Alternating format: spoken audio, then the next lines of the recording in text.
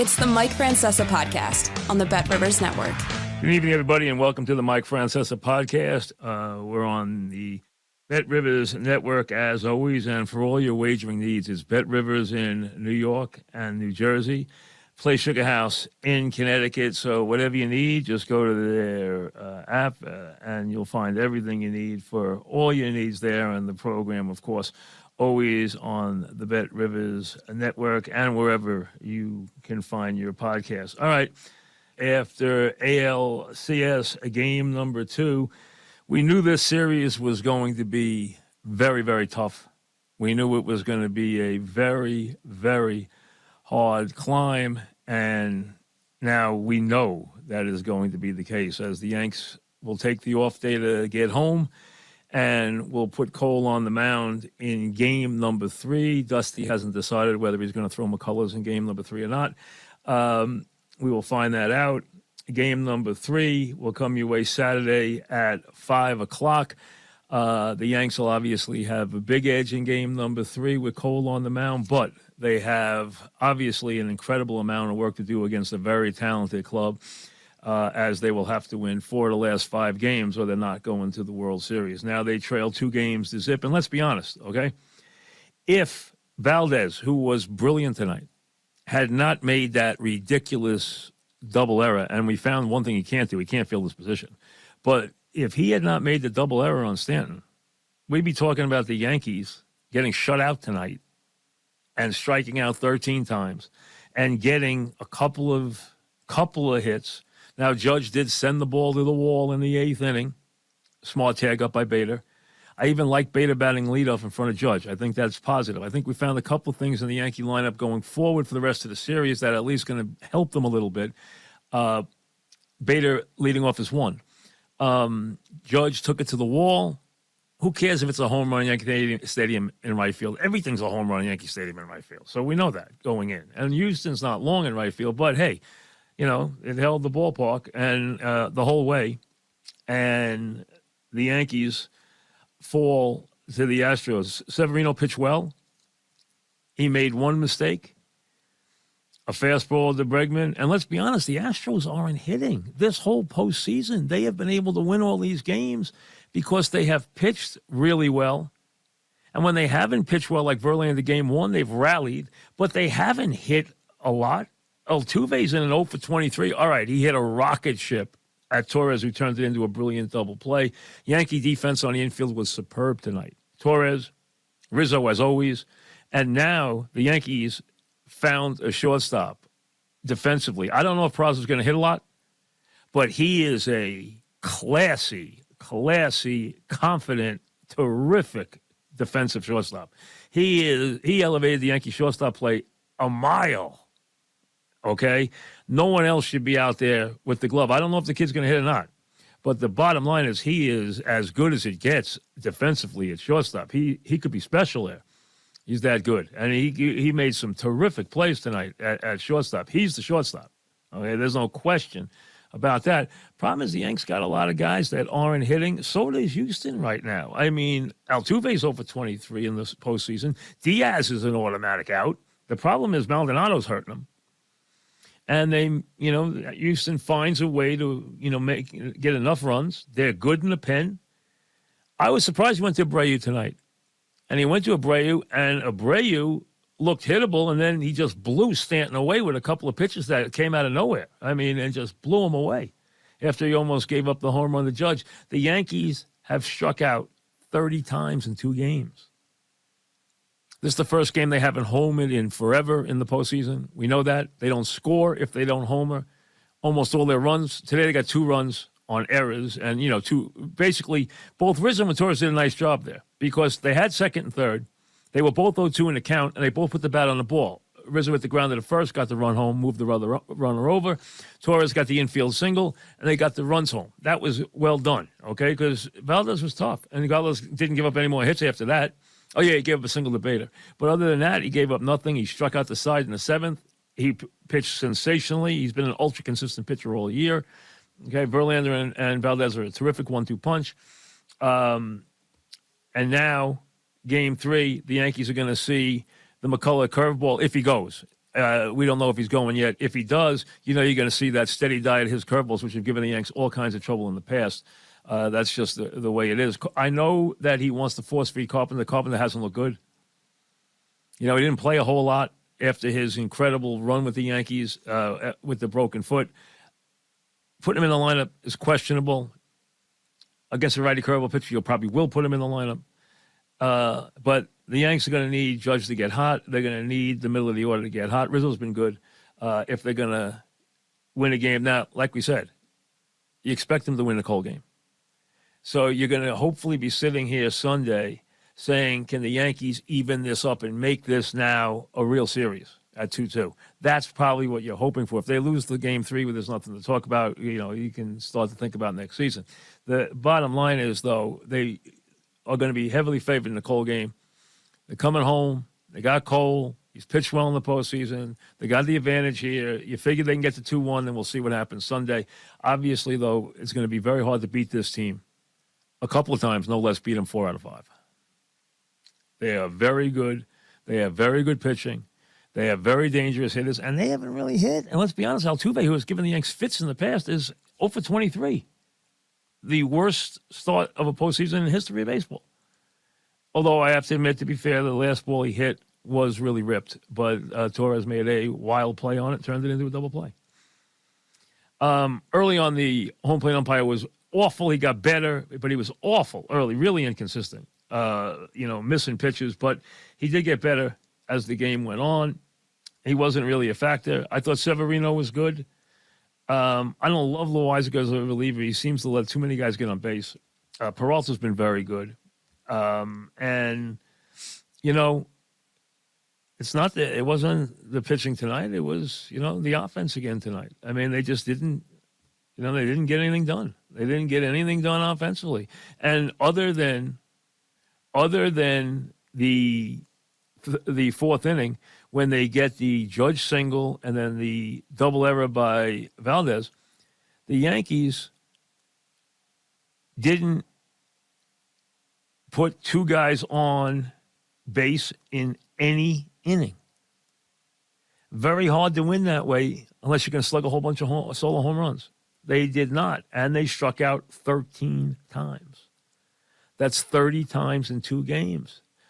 You got to put the ball in play. You got to get some base hits. They don't get any hits. Maybe the home cooking will be a difference maker, but the offense has got to get going if they're going to do anything in this series. I mean, there wasn't a whole lot of offense in this game tonight at all, as you know. I mean, there really wasn't. There wasn't much. There was. The Astros got 8 hits. The Yankees got 4. But the Astros scored in 1 inning, and the Yankees scored in 1 inning on 2 errors. A 3-run jack by Bregman, and that's the only thing that happened in the game. So, hey, everybody, everywhere knew this was going to be a very tough series. The Yankees have weaknesses. Obviously. They're playing a team that is better than them. Quite obviously. That it was a heavy favorite, a 2-1 favorite to win the series, and deservedly so. And now they have a monumental task in front of them. That's all there is to it. But you got to take this thing, you take it 1 inning at a time, you take it 1 game at a time, try to win game 3. You got Cole on the mound. That's all you can ask for. It's the only day off in the series. Remember, it's the only time Cole's going to pitch on full rest in the series. So the idea of winning again, if Cole pitches great in game 3, without him even being on full rest, is unbelievable. And unless you're going to, sweep the Yankee games, unless you're going to, the games in, you're going to have to win at least 1, maybe 2, probably 2 games in Houston. But first thing you got to do is, in all realistic terms, you got to get this thing tied at 2-2 to even have a chance. And that's the bottom line. That's the bottom line. You got to beat their other pitches. Their bullpen is very deep. They can go to the bullpen early in these games. We know that. They have extremely deep pen. They got a very confident pen. And they're tough in these tight games. Yankee Stadium's not going to bother them. Cole might bother them, but Yankee Stadium's not going to bother them. We know that going in. But hey, now you take a deep breath, you take a day off, and you get ready for a game number 3 on Saturday, 5 o'clock, Cole on the Hill. Like I said, Dusty hasn't named his starter yet.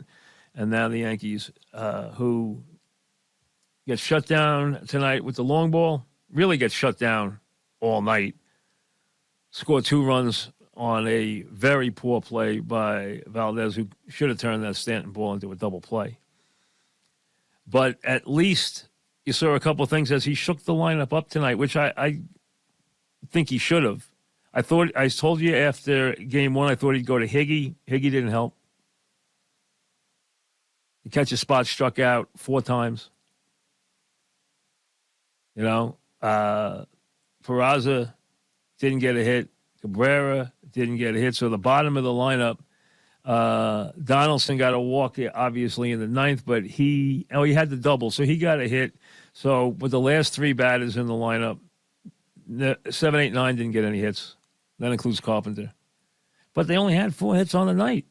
You know, you got a single from Beta, you got a single from Judge and the long fly out in the 8th inning. You got a infield single from Torres, and you got the double from Donaldson. That's it, 4 hits. It's not going to cut it. 13 strikeouts, not going to cut it. But I'm grasping to find some straws here, some positives. I'll give you 2 from tonight's game. Well, I'll give you 3 from tonight's game. 1, Severino pitched well. 2, I think you leave Beta alone in the top spot. He got on twice in front of Judge. He used his speed to get to second base. He got down twice. He accepted his role. Leave him there. You got to put some traffic in front of Judge. Leave him there. Number 2, you've been trying to figure out what to do defensively at shortstop. You solve that with Peraza. Put him in the 9-hole. Let him bat 9th. Hope he gets a hit. Or if you want to put him in the 8-hole, say you're hoping the 9-hole produces a little bit for Judge, go ahead. Put him in the 8-hole, either one, 8 or 9. And just let him play defense the rest of the series because you wanted to solidify that. You did now. With Donaldson, Peraza, Torres, Rizzo, you got a really good infield. Rizzo's as good as it gets at first base. Peraza was sensational tonight. Absolutely sensational at shortstop. So Severino was good. Beta batting leadoff. Peraza at shortstop. Drawing, just looking for some silver linings in a second straight loss on a night where, again, the offense just, didn't get the job done. The Yankees scored 4 runs in 2 games in Houston. It's not enough. I understand that Houston has beat them 4-2 and 7, 4-2 and 3-2. I understand that. But they're up 2 games to zip, and it's not about them. It's about the Yankees trying to find a way to get some hits, get the bat on the ball, not strike out so much, 30 times in 2 games, and now put it in the hands of their ace. And once again, ask him to deliver you in the Saturday game. And at least get this to 2-1 where you can drive to the stadium or get ready on a Sunday evening to ready on a Sunday evening. And if you're interested about your plans this weekend, the Yankees are playing at 7 o'clock on Sunday. At least be in the series down 2-1, hoping to try to find a way to knot the series and make it a best of 3. Right now, that's the best you can hope for. You don't want to think in terms of 4 out of 5 because that's overwhelming. That's too much to even think about. They have to find some offense. Do they miss LeMahieu? They do. Do they miss Benintendi? They do. Would those 2 have been big positives in their lineup? Yes, they would. big positives.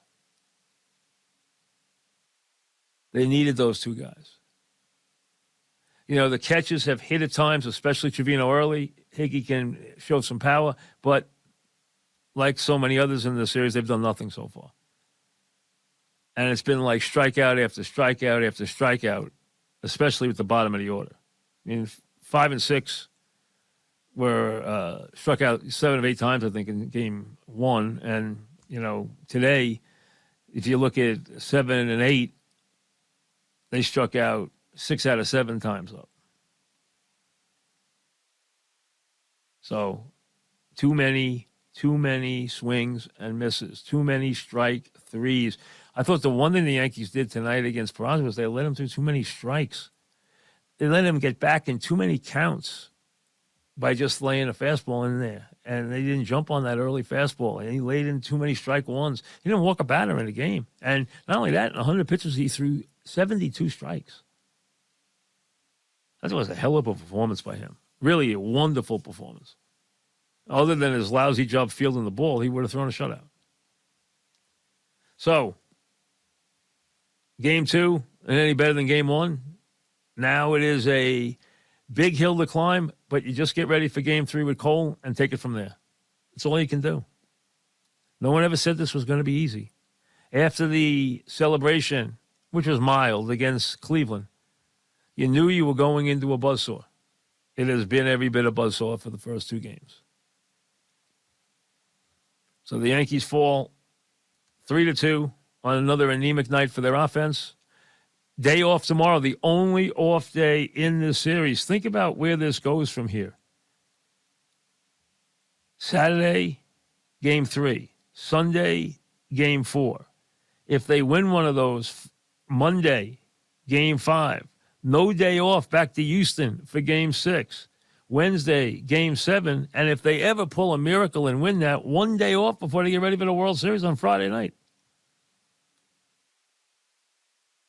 But right now, you'd sign for that any way you could. You're not even thinking about that. But there's no more days off in this series after tomorrow's travel day, which makes it even tougher on a beleaguered Yankee staff. It does not allow Cole to pitch on full rest again, and it does not help a bullpen that is beleaguered